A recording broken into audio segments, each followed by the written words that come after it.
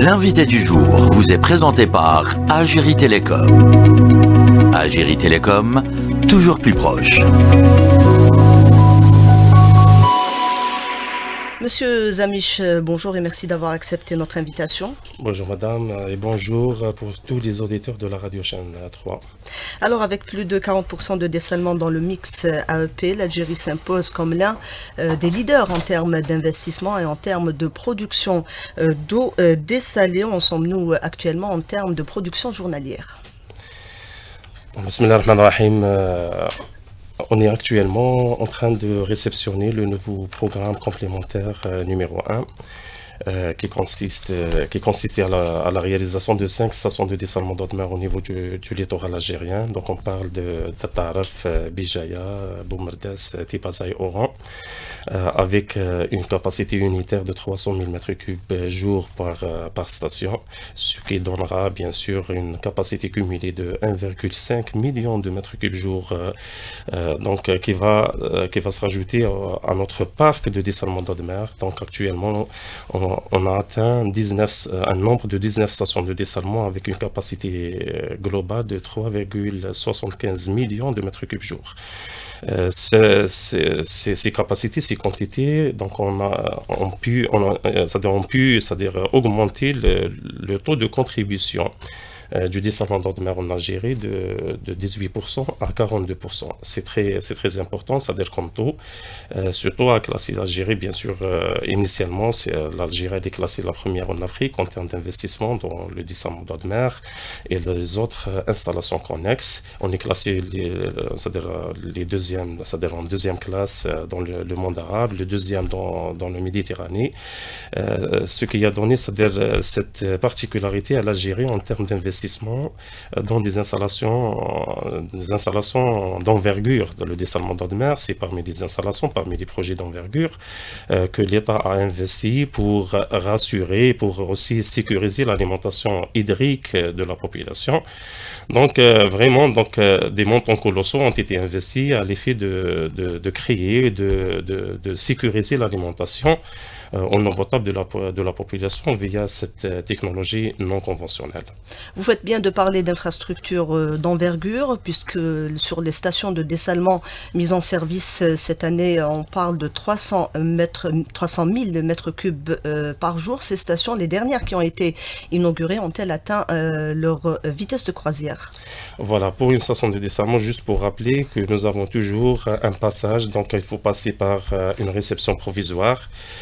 Cette réception provisoire permettrait de faire rentrer l'eau dans le bassin de captage et passer vers les différentes étapes du process, à savoir que nous avons 5 étapes du process: captage d'eau de mer, pré-traitement, osmose inverse, reminéralisation et expédition. La stratégie, on va dire, de réception, donc on passe, c'est-à-dire d'une réception partielle par unité de dessalement d'eau de mer. Donc chaque station, elle est composée de plusieurs unités de dessalement. C'est pour assurer la flexibilité dans l'exploitation et dans les opérations de maintenance de cette installation, et monter en charge, monter en crescendo, donc pour atteindre la capacité totale qui est 300 000 m3 jour. Actuellement, donc on est passé de 50 000 m3 jour vers 100 000, vers 150 000. Donc on essaie d'aller progressivement, bien sûr en fonction de la demande de l'ADE. Nous avons aussi l'ADE qui va enlever cette quantité d'eau. Parce qu'il faut également une résilience du réseau. Tout à fait, la résilience du réseau. Il y a aussi, donc il faut prendre en considération qu'il y a un réseau qui vient d'être réalisé par l'ADE. Il faut aussi prendre en considération la vétusté des anciens réseaux ADE, donc pour supporter ces nouvelles quantités d'eau, donc en termes de débit, en termes de pression, il faut toujours travailler en coordination avec l'ADE. Donc avec l'ADE, donc on est en train d'afficher la capacité disponible de la station, et c'est à l'ADE de demander. Donc par exemple, si on affiche une disponibilité de 200 000 m3 jour, l'ADE demande de diminuer cette quantité à 150 000 m3 jour. On est dans l'obligation de réduire cette capacité pour répondre à la demande de l'ADE. Ça, c'est notre stratégie de coordination avec l'ADE. Même la coordination, elle se fait même dans les arrêts programmés de nos installations de dessalement d'eau de mer, avec l'ADE, même avec son Airgas. Il faut combien de temps pour une station pour atteindre, notamment les stations des 300 000 m3 jour, pour atteindre sa pleine capacité maximale? Bon, si on va réceptionner la sur le plan station, technique. sur le plan technique, et tout dépend du nombre d'unités de dessalement qui sont réalisées au niveau du projet, ou bien au niveau de la station de dessalement.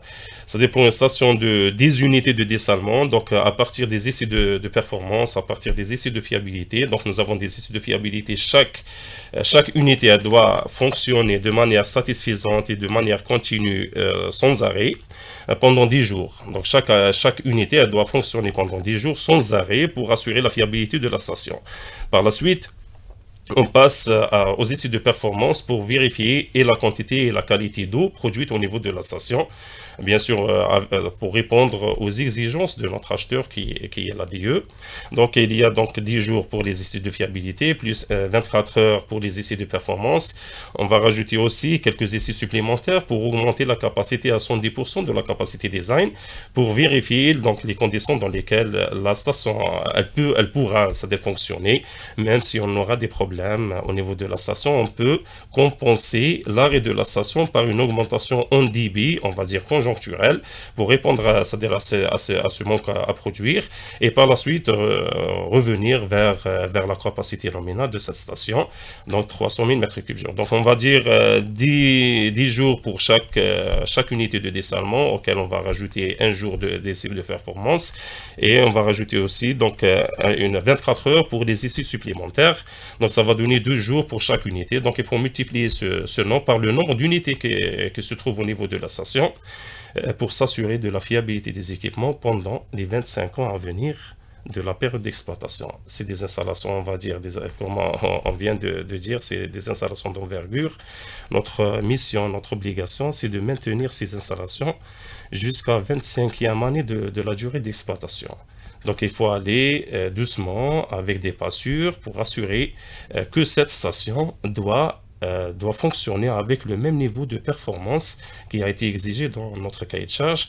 Ce niveau de performance est tributaire bien sûr du choix des équipements. Donc on a exigé un niveau d'équipement vraiment trop élevé, donc pour assurer cette pérennité de la station. Et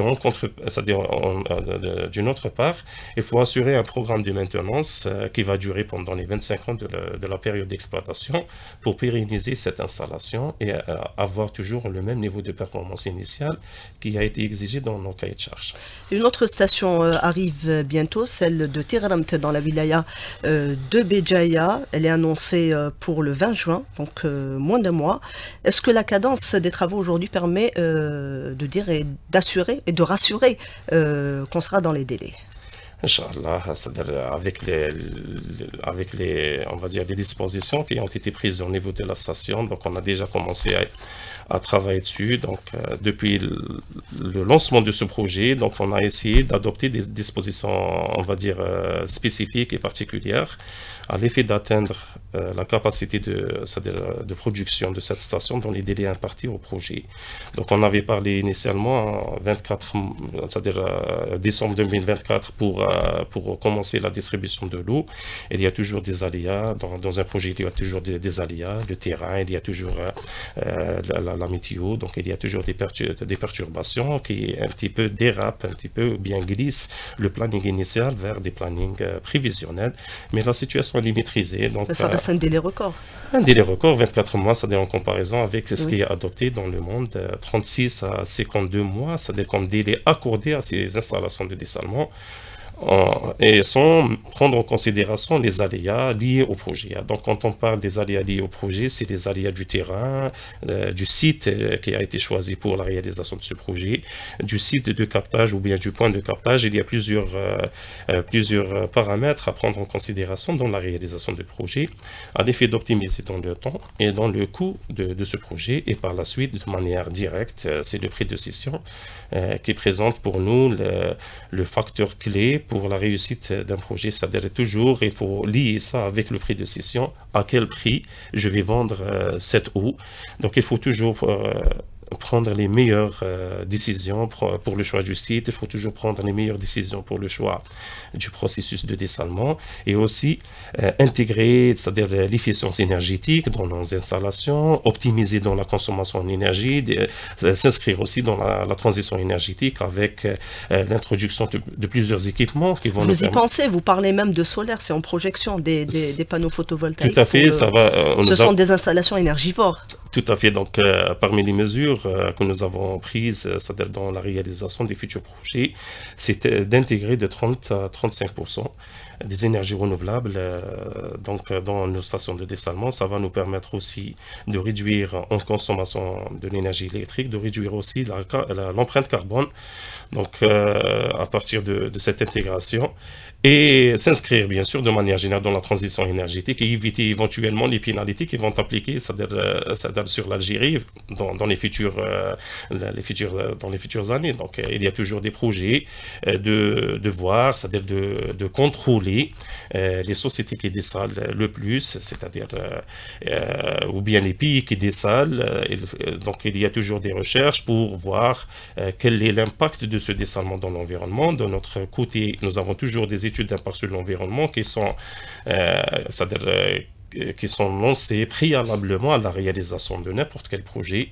Donc il faut s'assurer que le projet ne va pas impacter l'environnement sur le plan, on va dire, captage, sur le plan rejet. Donc c'est parmi on va dire, les conditions dans lesquelles on lance un projet. Il y a toujours, il y a aussi l'étude de danger, qui est préalable à tout ce qui est permis aux autorisations d'exploitation. C'est-à-dire pour exploiter cette station, il ne faut pas qu'elle impacte l'environnement de manière générale. Pour revenir au solaire, est-ce que ça sera pour les futures stations ou ça sera intégré également dans celles déjà réalisées? Bon, si on parle de dessalement de mer en Algérie ou bien dans le monde entier, il y a toujours une intégration intelligente d'un système de récupération d'énergie. Donc nous avons le système de récupération d'énergie, Energy Recovery Device, les ERD, qui sont utilisés donc, au niveau des stations de dessalement. Donc c'est des chambres isobariques qui permettent de réduire la consommation en énergie jusqu'à 53% de la consommation réelle, on va dire, d'une station de dessalement. Donc, auquel on rajoute aussi l'utilisation, on va dire, de toutes les toitures. Donc, on a essayé de lancer des études pour installer des panneaux solaires sur les toitures des bâtiments de dessalement de mer. Et nous allons y revenir dans quelques instants. Monsieur Lezamich, nous abordions il y a quelques instants cette question de l'intégration du renouvelable dans les stations de dessalement, dans les projets.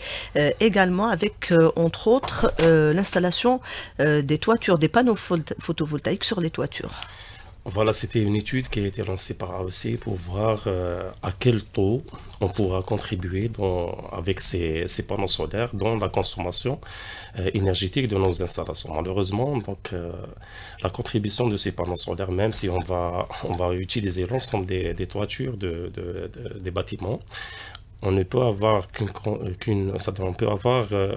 taux de 0,2% donc de la contribution dans la consommation en énergie électrique de nos installations de dessalement. La raison pour laquelle on a pensé d'aller plus loin, c'est-à-dire pourquoi ne pas aller vers des fermes éoliennes. On va essayer de travailler peut-être sur les hauts plateaux, sur le Sahara algérien. On va essayer de créer des fermes photovoltaïques, des fermes photovoltaïques, bien sûr, ou bien des fermes éoliennes, à l'effet de compenser notre consommation une partie de notre consommation au niveau de la station de dessalement avec la production en énergie électrique verte en parallèle. C'est-à-dire, nous avons une contribution de 30 à 35% d'alimentation en panneaux photovoltaïques ou bien en éolien. Ça va nous permettre de réduire indirectement le coût de revient du mètre cube dessalé. Ça, c'est notre stratégie. On a essayé à travers la maturation de ce projet, de voir, par la suite, on va essayer de voir quels sont les points, les sites potentiels qui présentent plus d'avantages pour l'implantation de ces panneaux solaires et réaliser ce qu'on appelle un projet complexe. Ça va être un projet en EPC, mais il va être réalisé en deux parties. Une partie pour la génération, la production de l'énergie verte, de l'énergie, on va dire, renouvelable. Et de l'autre partie, nous avons des stations de dessalement qui vont être réalisées, c'est-à-dire en parallèle. Et comme ça, on peut, à travers l'appel d'offres qu'on va le lancer, Inch'Allah, après la maturation du projet, nous sommes actuellement dans la phase maturation des 6 nouvelles stations de dessalement d'eau de mer, les 6 nouveaux projets donc, qui vont être réalisés au niveau des 6 sites, des 6 wilayas. Donc nous avons Skikda, Tizi Ouzou, Djidjel, Chlef, Mstaghanem et Tlemcen. Donc 6 sites qui vont abriter 6 nouvelles stations de dessalement, donc de 300 000 m3 jour pour chaque site, qui va augmenter par la suite la contribution du dessalement d'eau de mer à l'horizon 2030 dans l'alimentation en eau potable à 60%. Donc on va passer de 42% vers 60%. Mais la particularité de ces nouvelles stations, c'est qu'elles vont être dotées qu'elles vont être dotées des panneaux solaires pour la compensation de 30 à 35% de la consommation. Ça rentre dans les perspectives de AOC, donc à l'effet de s'inscrire dans cette transition énergétique. Étant donné que les pouvoirs publics ont demandé de lancer des études approfondies pour la réalisation de ce futur programme, c'est-à-dire en tenant compte de sa particularité, de sa spécificité, parce que ce nouveau programme, des 6 nouvelles stations qui vont être réalisées, il va aussi desservir les zones ou même les régions à 150 km à l'intérieur du pays. C'est la particularité de ce programme pour assurer un genre d'équité dans la distribution de l'eau potable et permettre à toute la population algérienne de bénéficier de leur quota en dessalement d'eau de mer et satisfaire aussi leurs besoins, c'est-à-dire en eau potable. Et ça rentre aussi dans la stratégie aussi de la transition énergétique qu'adopte le pays actuellement. C'est-à-dire on sécurise l'alimentation en eau potable tout en tenant compte de la diminution de l'empreinte carbone. Et ça, c'était l'idée. Pourquoi introduire ces 30 à 35% des énergies renouvelables dans ces futures stations? C'est justement pour réduire l'empreinte carbone et participer, bien sûr, dans la rationalisation de la consommation en énergie électrique et avoir aussi un produit de substitution, c'est-à-dire aller vers la réduction de la consommation de tout ce qui est énergie fossile par une énergie renouvelable. Pourquoi 30 à 35%? C'est-à-dire à partir des études qui ont été lancées dans le monde, c'est-à-dire quel sera le taux le plus optimum, c'est-à-dire à adopter pour l'intégration de ces énergies. Donc les chercheurs, les doctorants, donc nous avons même assisté à des séminaires qui donnent, c'est-à-dire ce taux de 30 à 35% et qui fixent ce taux comme étant le taux le plus optimum dans l'intégration des énergies renouvelables dans la production de l'eau dessalée. Et à partir de là, nous avons adopté cette stratégie. Nous avons même préparé des cahiers de charges pour le lancement des appels d'offres après la maturation de ces projets, bien sûr, après aussi, c'est-à-dire aussi fixer la stratégie de réalisation des futures stations de dessalement. En termes de perspective, il y a également la production de l'hydrogène vert. Il y a également la valorisation de la saumure. Voilà, donc si on parle de la saumure, on parle d'environ 5,5 millions de mètres cubes jour de production d'eau dessalée donc à l'horizon 2030. Donc pour les 5,5 millions de mètres cubes jour, donc après la mise en service des nouvelles stations de dessalement, donc à l'horizon 2030, nous aurons pratiquement l'équivalent de ces 5,5 millions, donc on va dire de 6 millions à peu près de mètres cubes jour qui vont être rejetés sous forme de saumure à la mer. Ça donne pour là aussi, c'est-à-dire une réflexion, comment aller valoriser cette saumure, extraire ces minéraux à partir de cette saumure. Nous avons lancé plusieurs ateliers pour savoir la meilleure façon d'exploiter cette saumure, c'est-à-dire au lieu de la rejeter, c'est-à-dire à la mer, pourquoi ne pas essayer de valoriser, donc d'extraire les minéraux que constitue cette saumure le sodium, le lithium, c'est très important, même pour le bore. Il y a aussi le magnésium. Il y a plusieurs minéraux c'est-à-dire qui constituent cette saumure. Donc, et aller vers des réflexions, partenariats avec les acteurs économiques. Le lithium, ça dépend pour les batteries, étant donné qu'on est dans une ère, dans une nouvelle ère des véhicules électriques. Les véhicules électriques qui disposent d'une batterie en lithium à grande capacité, pourquoi ne pas lancer une réflexion avec les acteurs économiques, avec les pionniers de cette industrie pour voir la façon d'exploiter ce lithium dans les batteries. Il y a aussi des batteries de sodium, donc nous avons même assisté à des séminaires qui parlent des batteries en sodium, donc c'est des batteries NaCl qui contiennent du sodium et du chlore. Donc à partir de ces sels, pourquoi ne pas aller vers on va dire un partenariat win-win avec des acteurs économiques pour la production de ces batteries. Donc c'est des réflexions que nous avons lancées. Donc nous avons même lancé des études de faisabilité, donc avec des bureaux d'études d'expertise algériens. On est en train d'attendre juste le résultat de ces études de faisabilité pour voir, c'est-à-dire go or not to go, est-ce qu'on peut aller dans ce créneau. Aller dans un créneau, c'est-à-dire il y a toujours le retour d'investissement. Donc en tant que société par action, donc nous avons l'obligation d'assurer la solvabilité de la société, la pérennité de la société à travers un chiffre d'affaires qui va être généré. Et pour quel investissement je pourrais introduire ces nouveaux investissements et voir, c'est-à-dire quel sera le ratio. Donc à partir de là, on va essayer de voir est-ce qu'on doit aller vers de développer ce créneau ou pas. La même chose pour l'hydrogène vert. Donc nous avons lancé même des études de préfaisabilité pour voir est-ce qu'il y a possibilité d'intégrer l'hydrogène vert dans nos stations de dessalement. Après, donc, le résultat de ces études, étant donné que l'hydrogène vert est constitué des installations ATEX. Donc ATEX, c'est atmosphère explosive. Donc il faut éviter d'installer ces installations dans des agglomérations qui présentent des populations, un petit taux de population, un moyen taux de population. Il faut éviter d'installer ce type d'infrastructure dans des endroits là où il y a donc la population pour c'est-à-dire préserver la vie c'est-à-dire des individus pour aussi ne pas impacter donc,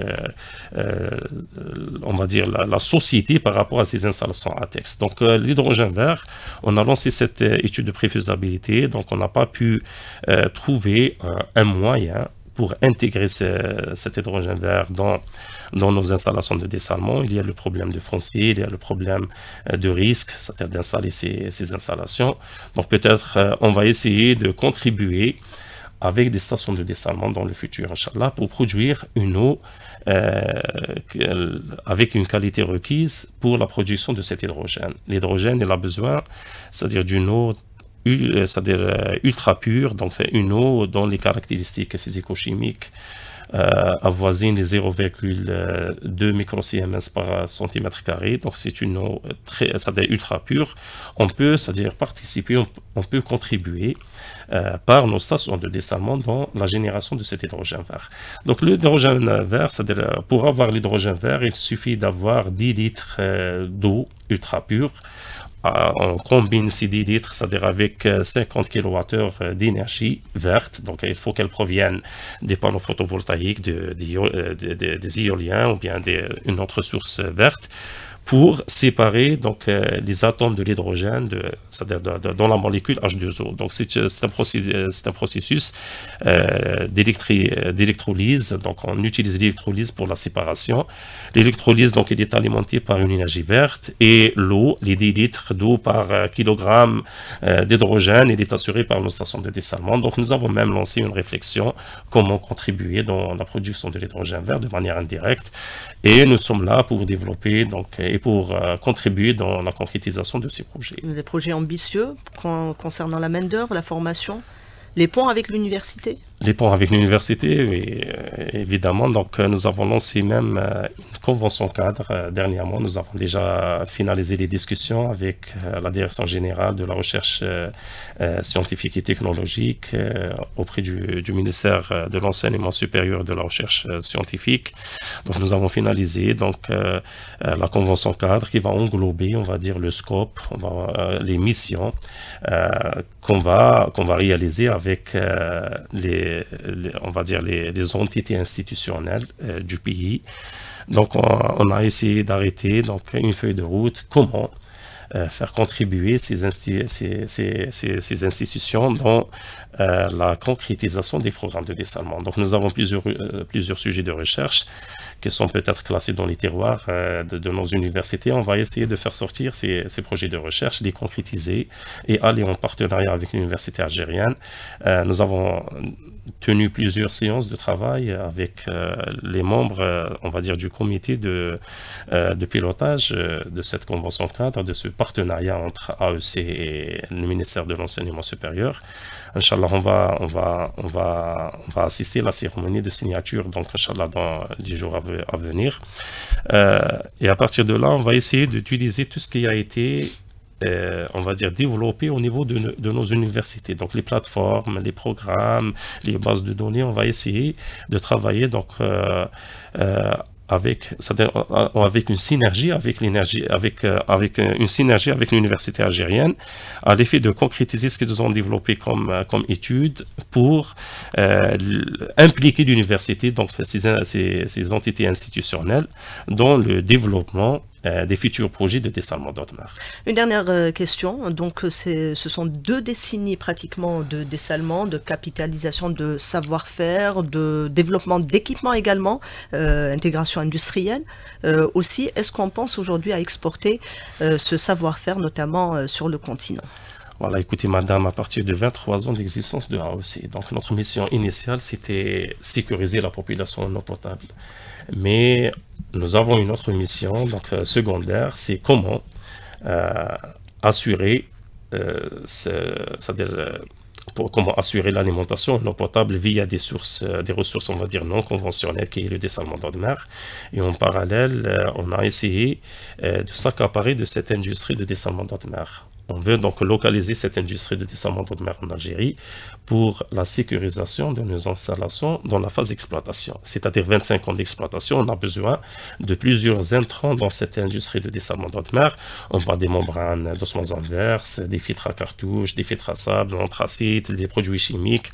On a essayé à travers notre stratégie de dessalement d'eau de mer de lancer cette industrie et de la localiser ici en Algérie via des partenariats peut-être dans un premier temps, donc avec des pionniers de cette industrie, et par la suite aller vers c'est-à-dire des contrats algéro-algériens, c'est-à-dire avec l'implication de l'université algérienne dans ces contrats initiaux qu'on va les lancer, Inch'Allah, et par la suite on va s'accaparer de ce savoir-faire pour lancer c'est-à-dire des contrats, on va dire, algéro-algériens pour la réalisation de ces intrants, pour la fabrication de ces intrants de l'industrie de dessalement d'eau de mer, et sécuriser nos approvisionnements dans les installations de dessalement d'eau de mer pendant les 25 ans à venir, Inch'Allah. Pour l'expertise, l'expérience à exporter? Voilà, donc parmi les perspectives de AEC, donc avoir la maîtrise de cette industrie ici en Algérie, avoir le savoir-faire, avoir des compétences, avoir des sociétés qui maîtrisent cette construction, même une partie de l'ingénierie dans cette industrie de dessalement. On parle des filiales du groupe Sonatrach et Considère Canalisation.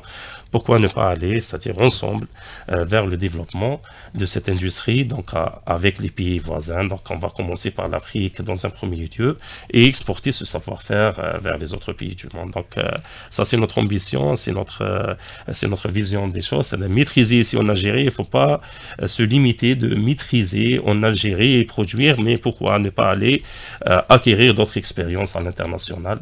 Et comme ça, on va bien sûr donner donc l'image de marque de l'Algérie comme étant le premier développeur des projets de dessalement d'eau de mer en Afrique et dans le monde. Il faut voir grand. Il faut voir grand, il faut toujours penser grand il faut y croire aussi, hein, il faut y croire pour atteindre ses objectifs. Monsieur Sofiane Zamiche, merci d'avoir accepté notre invitation. Je rappelle que vous êtes directeur de développement à AEC, Algerian Energy Company. Je vous remercie, madame. Très bonne écoute.